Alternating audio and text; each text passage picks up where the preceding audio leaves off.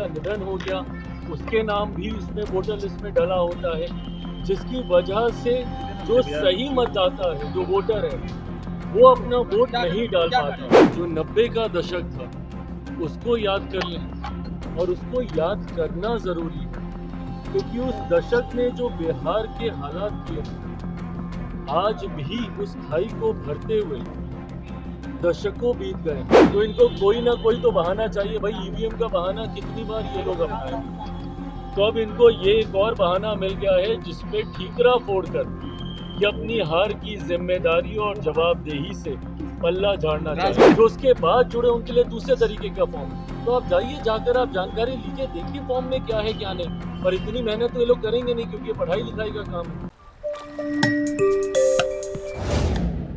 चिराग जी, तेजस्वी यादव कह रहे हैं कि बिहार में 20 महीने काम करने के लिए जो 20 साल में नहीं हुआ 20 महीने में करके दिखाएंगे।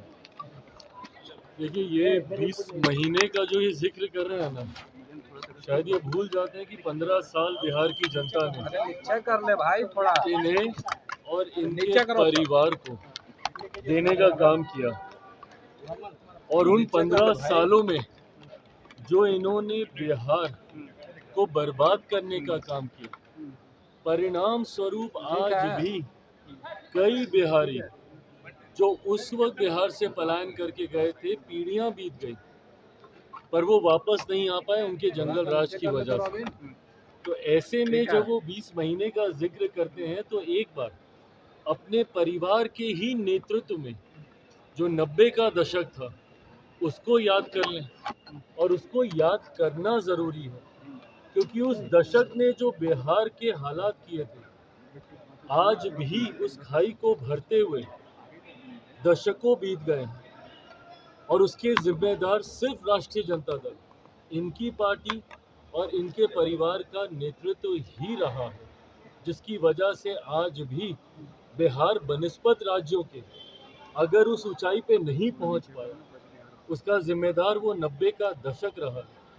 और ये आज की तारीख में जो यंग वोटर्स और ख़ास तौर पर जो फर्स्ट टाइम वोटर्स हैं, जिन्होंने शायद वो 90 का दशक नहीं देखा होगा, जो 2005 के बाद पैदा हुए होंगे और 2025 में पहली बार वोट डालने जा रहे होंगे, उनको ये जानना ज़रूरी है कि क्या था वो 90 का दशक और क्यों उसको जंगल राज के नाम से कहा जाता है।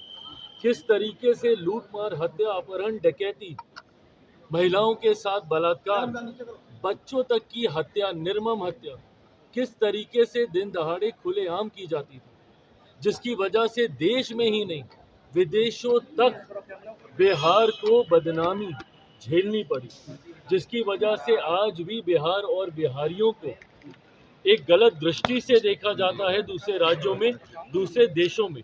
तो उसके जिम्मेदार तो यही रहे थे। तो अब एक और 20 महीना लेके क्या करना चाहेंगे? और बर्बाद करना चाहेंगे? जितना इनको और इनके परिवार और उनकी पार्टी को करना था पहले ही कर चुके हैं। इलेक्टोरल रिवीजन हो रहा है बिहार में। तेजस्वी यादव कह रहे हैं कि फर्जी लोकसभा में क्यों नहीं करवाया गया था इन सब चीजों को, विधानसभा में क्यों हो रहा है ये सब?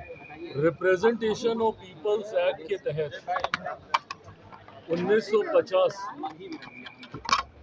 इसके तहत ये प्रोसेस समय समय पर अपनाया जाता है, और इसको अपनाना भी ज़रूरी है, ताकि इसकी आड़ में जो फर्जीवाड़ा होता है, कई बार हम लोग देखते हैं कि अगर किसी का निधन हो गया उसके नाम भी उसमें वोटर लिस्ट में डला होता है, जिसकी वजह से जो सही मतदाता है, जो वोटर है, वो अपना वोट नहीं डाल पाता। ऐसे में इस प्रक्रिया को और ट्रांसपेरेंट करने की सोच के साथ समय समय पर इस प्रोसेस को अपनाया जाता है। और जिनको इस प्रोसेस से चिंता हो रही है उनको डर पहले से ही है अपनी हार का, और वो लोग पहले से ही बहाना ढूंढने का प्रयास कर रहे हैं कि नवंबर में जब रिजल्ट आएंगे तो इनको कोई ना कोई तो बहाना चाहिए भाई। ईवीएम का बहाना कितनी बार ये लोग अपनाएंगे।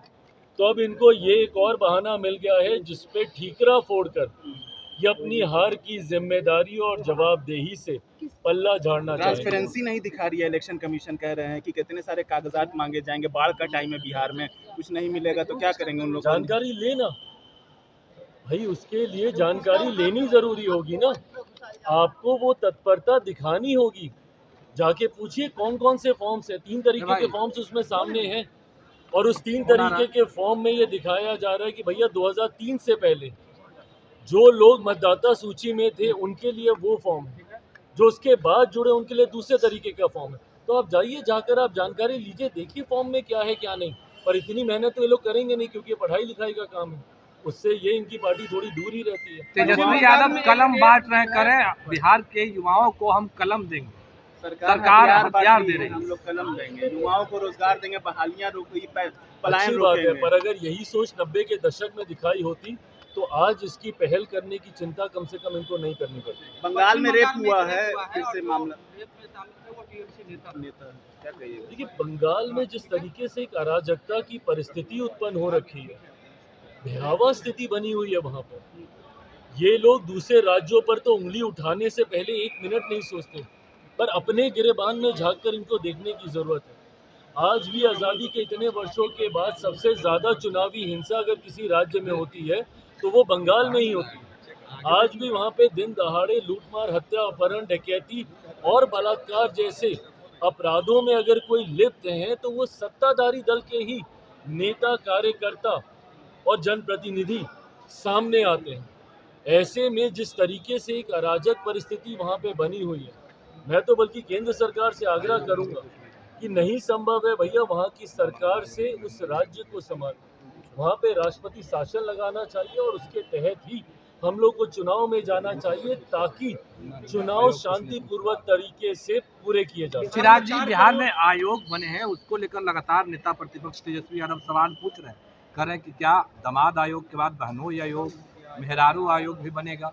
उनके ज़माने में जब उनकी सरकार थी, आयोग बन गए होते तो मुझे लगता है उसके माध्यम से कई ऐसे कार्य हैं जिनको आज सुचारू रूप से आगे बढ़ाया जा सकता था, जो बिहार के विकास में एक महत्वपूर्ण योगदान देते। और ये जब दूसरों के ऊपर उंगली उठाते हैं तो उनको इतना भी याद करना चाहिए कि उनके परिवार के कितने सदस्य कहाँ कहाँ, किस किस पद पर, किस किस सदन में मौजूद हैं और रहे हैं।